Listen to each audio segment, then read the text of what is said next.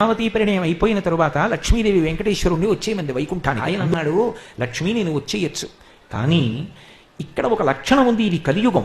ఎన్నో పాపకర్మలు చేసేస్తూ ఉంటారు. కలిపురుషుడి యొక్క ఉద్ధతి చేత మనసు నిలబడదు, తప్పులు చేస్తారు. ఆ పాపాలు అనుభవంలోకి వస్తాయి, అవి రోగం కింద వస్తాయి.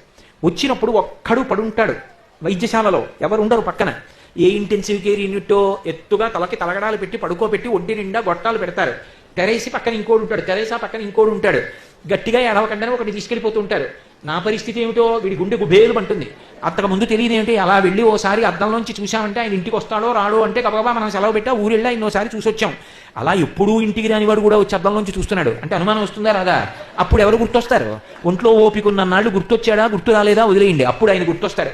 స్వామి స్వామి నన్ను ఆదుకో స్వామి, ఏడుకొండలవాడ వెంకటరమణ ఆపద ముక్కులవాడ అనాథరక్షక, నీ దగ్గరికి వచ్చి నీ దూతోపిడి ఇస్తానంటాడు.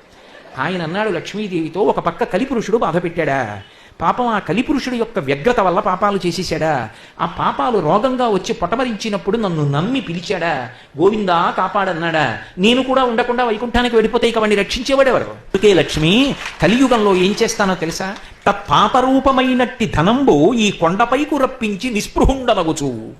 పాపాన్ని డబ్బు మీద తీసుకుంటాను, అందుకే వెతుక్కుని హుండీ దగ్గరికి పెడతారు. ఒకటే పెట్టిన వెళ్ళి ఎంత పాపం చేశాడో అంత మొక్కుతాడు, ఆ డబ్బు పెట్టుకెళ్ళి హుండీలో వేస్తాడు. నిస్పృహుండనగుచు బాధగా చూస్తాను ఆ హుండీ వంక. 1,70,00,000 ఎవడు చేయమన్నాడు రా వీడిని ఇవన్నీ అనుకుంటాను. ఎవడో ఒక్కడుంటాడు పద్మావతి, వాడు మాత్రం నన్ను నమ్ముకున్నవాడు. వాడు ఎప్పుడు పరమ ధర్మంతో ధార్మికమైన జీవితంతో భక్తితో నేనున్నానని నమ్మి బతుకుతూ ఉంటాడు. అలాంటి వాడు ఉన్నాడే, వాణ్ణి చూడకుండా నేను ఉండలేను. వాణ్ణి వంక పెట్టి పిలుచుకుంటా, ఆయన ఏదో మిష పెట్టి పిలుస్తాడు. ఆయన అనుగ్రహం ఉందనుకోండి, ఏదో తన దగ్గర ఓ స్థానం ఇస్తాడు, వీడు నా దగ్గర ఉన్నాడని పొంగిపోతూ ఉంటాడు.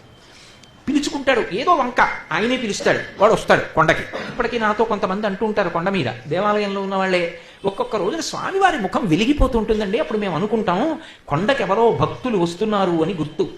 వాళ్ళు వచ్చిన రోజున ముఖం వెలిగిపోతుంది, రోజు చూస్తుంటాంగా మాకు తెలుస్తుంది. మరునాడు కొంచెం దిగులుగా ఉంటాడు, సుప్రభాతం జరుగుతుంటే, ఓ ఆ భక్తులు ఎవరో కొండ దిగిపోయారనమాట. పిలుస్తాడు, పిలిచి లక్ష్మీదేవితో చెప్పుకున్నాడు. వాడేం వేస్తాడు హుండీలో, ఓ రూపాయి కాసేస్తాడు, ఓ 10 రూపాయలు వేస్తాడు, మహా అయితే 100 రూపాయలు వేస్తాడు. లక్ష్మి వాడు ఆ డబ్బు హుండీలో వేసినప్పుడు నేను కింద చెయ్యి పెట్టి పట్టుకుంటాను, ఆ కాసు తీసి నా జేబులో పెట్టుకుంటాను. కలియుగంలో ఇక్కడ నేను ఉన్నంత కాలం నా జేబు ఖర్చు ఆ భక్తుడిచ్చిన ద్రవ్యం. నేను కుబేరుడికి కట్టేటటువంటి వడ్డీ అందులోంచి కడతాను, మిగిలినది అజ్ఞులైన జనులకు ఇప్పింతు నచలమతిని. రకరకాల కారణాలు పెడతాను, ఏదో హాస్పిటల్స్ పెట్టిస్తాను, అన్నదానాలు చేయిస్తాను, కళ్యాణ మంటపాలు కట్టిస్తాను. నేను కొత్తగా చెప్పి ఉంది మీకు తెలియనట్టు.